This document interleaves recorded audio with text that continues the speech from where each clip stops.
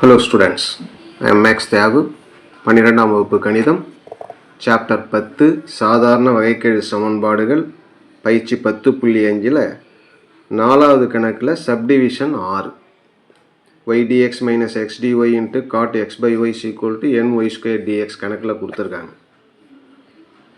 இதில் கணக்குக்குள்ளே போகிறதுக்கு முன்னாடி LHSல y dx minus x dy RHSல இருக்கிற இந்த y ஸ்கொயர் என்ன செய்கிறோம், இந்த பக்கம் கொண்டு வரும். அப்போ நமக்கு என்ன வரும், பை y ஸ்கொயர்னு வரும். By y square into cot x by y equal to, இங்கே மிச்சம் என்ன இருக்குது, n இருக்குது, dx இருக்குது. இந்த இடத்துல என்ன செய்யணும் அப்படின்னா, ஒரு சின்னதாக ஒரு சேஞ்ச் என்னென்னா, இந்த எக்ஸ் பை ஒய்னு கணக்கில் கொடுத்துருக்காங்களே, அந்த எக்ஸ் பை ஒய் அப்படிங்கிறத நம்ம என்ன செய்கிறோம், இசட்டுன்னு எடுத்துப்போம். எக்ஸ் பை ஒய்ங்கிறத இசட்டுன்னு எடுத்துக்கிறோம். அப்போ இசட் அப்படிங்கிறத நம்ம வகைப்படுத்தும் போது டி ஆஃப் இசட்ஸ் ஈக்குவல் டு, இது வகுத்தல் விதி. வகுத்தல் விதினா கீழே இதோட ஸ்கொயர் வரும்,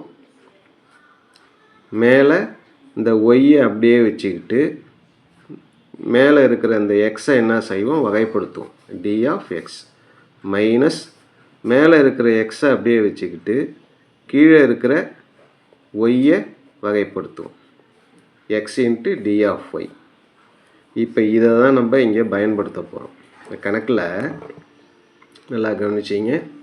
Y D X minus X D Y by Y ஸ்கொயர்னு இருக்குல்ல, அதுதான் இங்கே இருக்குது. Y D X minus X D Y by Y square. அப்போ இதுக்கு பதிலாக என்னத்தை எழுதலாம் அப்படின்னா, டிஇசட்னு எழுதலாம். எதுக்கு பதிலாக, இந்த முதல்ல இருக்கிற இந்த வகுத்தல் உறுப்புக்கு பதிலாக என்னன்னு எழுதலாம், டிஇசட்னு எழுதலாம். டிஇசட். அப்புறம் என்ன இருக்குன்னா, காட் எக்ஸ் பை ஒய்னு இருக்குது. எக்ஸ் பை ஒய்யை நம்ம என்னன்னு எடுத்துருக்குறோம், இசட்டுன்னு எடுத்துருக்கோம். அதனால் காட் இசட்ஸ் ஈக்குவல் டு, இங்கே n இன்ட்டு டிஎக்ஸ். அவ்வளோதான்.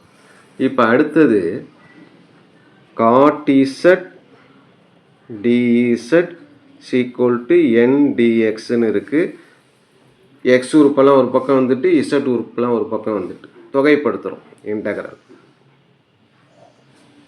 அப்போ ஆர்ஹெச்எஸில் என்ன வரும், கான்ஸ்டன்ட் n வெளியில் எடுத்துருவோம். இன்டகரல் டிஎக்ஸுக்கு என்ன வரும்னா எக்ஸ்ன்னு வரும், எக்ஸு ப்ளஸ் சி. இது ஆர்ஹெச்எஸில் முடிஞ்சிருச்சு. எல்ஹெச்எஸில் வரும்போது இன்டகரல் காட் இசட்டுக்கு என்ன வரும் அப்படின்னா, இதுக்கு மதிப்பு கண்டுபிடிக்கிறதுக்கு முன்னாடி ஒரு சின்னதாக திரிகோணமிதி ஃபார்முலா இருக்குல்ல.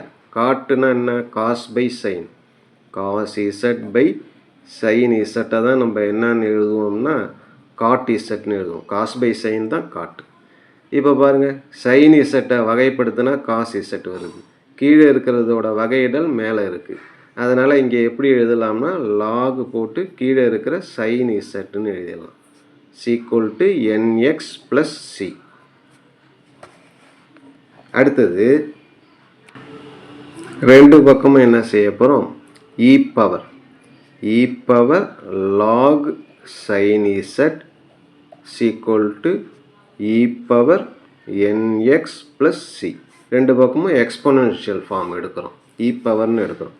ரெண்டு பக்கமும் லாக் எடுக்கிறோன்னு சொல்கிறோம்ல, அதே போல் ரெண்டு பக்கமும் இ பவர் எடுக்கிறோம். இ லாக் கேன்சல் ஆகிடும், வெறும் சைன் இசட் மட்டும்தான் இருக்கும். இந்த இடத்துல இ பவர் என்எக்ஸ் ப்ளஸ் சின்னு இருக்கும். சைன் இசட்டுன்னு நம்ம என்னத்தை வச்சுருக்கோம்னா, எக்ஸ் பை ஒய்யை தானே இசட்டுன்னு வச்சுருக்கோம். Sine x by y equal to E power nx plus c அப்படிங்கிறது தான் நமக்கு தேவையான ஆன்சர்.